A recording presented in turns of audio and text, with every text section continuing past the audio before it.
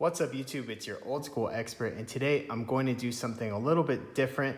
I figured that with so many of us on lockdown in some shape or form because of coronavirus, this is a great time to kind of go through your old collection, look at old cards, and just reminisce about the past. But I know a lot of you guys don't have old school collections like this. So what I'm gonna do is just kind of go through each complete set, one video at a time, Legend of Blue Eyes through Ancient Sanctuary, and probably some tournament pack, and we'll just go through, check them all out, and just talk about the set a little bit. So we'll kick it off with Legend of Blue Eyes, and this is my complete set of first edition Legend of Blue Eyes.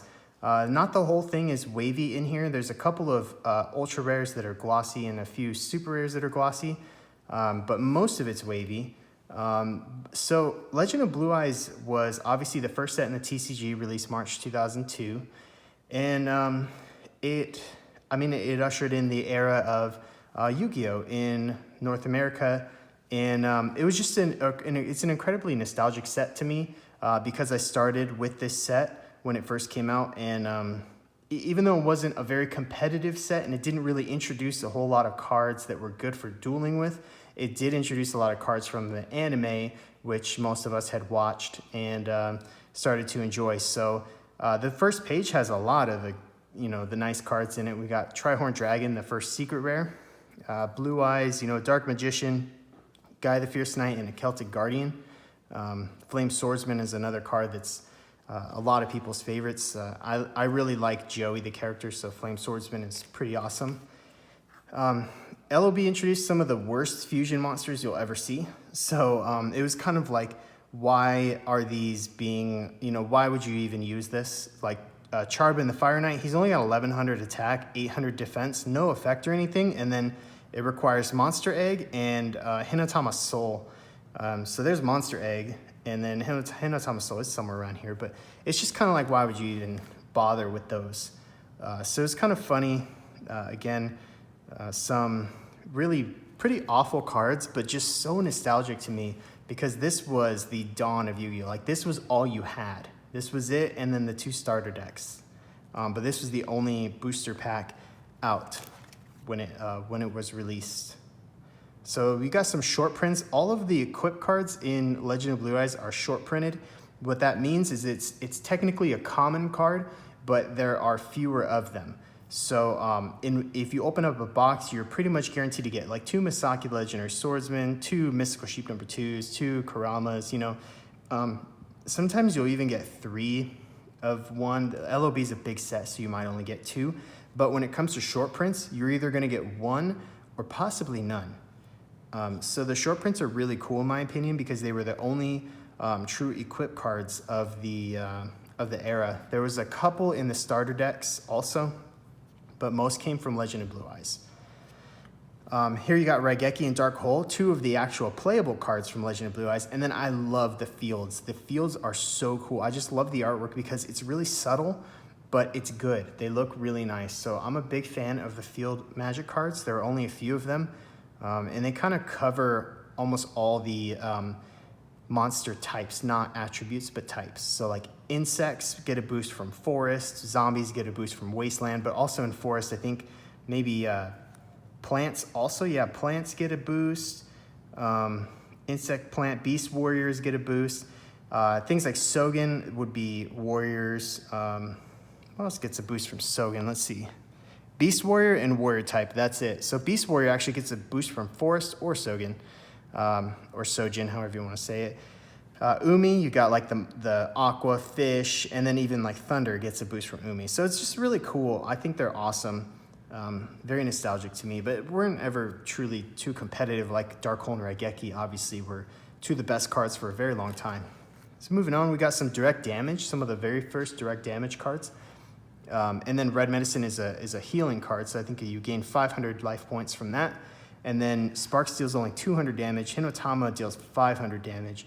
There was Ukazi in one of the starter decks, maybe Kaiba's, that dealt 800 damage, so that one was a lot better. Fissure was definitely one of the staples of the time because if your opponent only had 1 face-up monster, Fissure was going to destroy it. It didn't matter that if it had the lowest attack or not. Trap Hole was another staple, so really cool card, nostalgic. I love the artwork on Trap Hole, it's very creepy.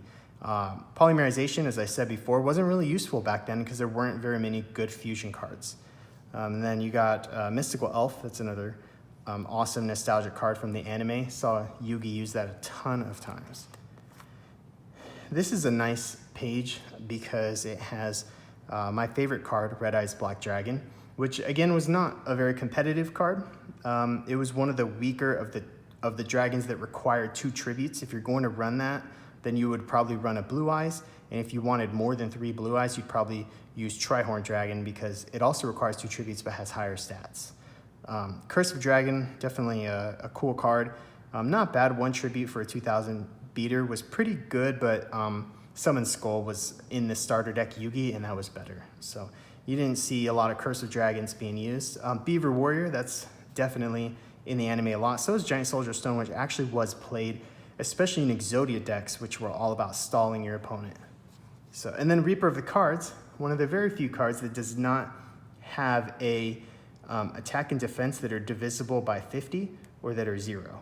So 1380 and 1930. Gotta love that. So this page actually has the first rare I ever pulled, which was Spirit of the Harp, out of the very first pack that I ever bought. I don't remember too much else. I know Green Phantom King was in that pack because I remember thinking that was a pretty decent card, but I don't really remember what else was in there. But I do remember Spirit of the Harp for sure. This page has a pretty cool fusion, Dragoness the Wicked Knight. It's another really weak fusion, but the artwork is very cool in my opinion. And then it moves into some of the equips again that are, again, short printed, and some are even super short printed, which means it's like a short print, but even more hard to pull than a short print. And I'll point those out. Actually, one of them is here. So we've got more equip cards. Each one is for like a different type, I guess. So Vile Germs was for plants, so a plant type monster. Silver Bone Arrow, I think that was for fairies. Obviously the house for dragons. This was for thunder types. Here we got Beast Warrior. Stop Defense is a totally different card. Actually, Stop Defense saw a little bit of use back in the day because it was a good way to get your opponent's Mystical Elf or Giant Soldier of Stone into attack mode so you could destroy it. This is for machines. Raise Body Heat, that is believed to be one of the super short prints. It's really, really hard to pull this card from Legend of Blue Eyes. Not the reprints, the reprint packs, they don't have any short printed cards, but the originals do have lots of short prints. Follow Wind for those, what are they? Winged Beasts, that's right, Winged Beasts. Here we have some more rares and then a very common staple, which was Swords of Revealing Light. Most decks used 2 copies of this because you could use 2 at the time. It later went to 1, and then I don't think it ever got banned. I could be wrong, but I don't think Swords ever got banned. And then it eventually moved into 3, so you can now use 3 if you want, because it's not a great card anymore. But back in the day, this was a very, very good card. So you saw that a lot. Metal Dragon's one of my favorite rares in this whole set. Armed Ninja is one of the few effect monsters. There are only, I think, 5 effect monsters in the entire set. Almost everything is a normal monster or a fusion monster. Man-Eater Bug, another one of the effects, and Hain. So Hain wasn't too bad, especially if you used it on like a Summon Skull or something like that. They make the tribute and then you send it back up to their hand. But Man-Eater Bug was a little bit better because sending something to the graveyard back then was really good because, you know, it just, only Monster Reborn could bring it back. So speaking of Monster Reborn, this page is this is a pretty loaded page right here.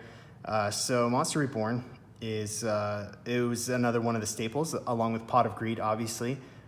There's that meme, what does Pot of Greed do, stuff like that, because in the anime, they use this in almost every episode and they always explain that it allows you to draw 2 cards. So there's that like running joke of, oh, Pot of Greed, what does that do? And then we got Exodia. So I don't like that they did the way they did it. These are it's in numerical order. So that's how I did it. But I wish they had put the head first and then the arms and then the legs. But you know, it is what it is. I'm really close to getting this in wavy prints, but this one is glossy. So I would love to trade for a wavy one, but they're hard to find. People don't want to get rid of them, and it's understandable. They're pretty rare. And then, of course, Gaia the Dragon Champion is the last secret rare. Pretty cool card there. Really shiny. Like the secret rare just shines really well on Gaia the Dragon Champion. So that is Legend of Blue Eyes. I hope you guys enjoyed it. Hope it's nostalgic for you all. It's always nostalgic looking at this, from the commons to the secrets. Everything about this set is really fun. The artwork is simple, but it's nice, it's beautiful, and it's a really cool set. So I'll probably do this with every set and just talk about it, what it did for the game, what kind of stuff it introduced, and you know, point just random things out about the set. So thanks for watching, guys. Hope you all enjoyed it, and as always, stay tuned for more awesome Yu-Gi-Oh videos.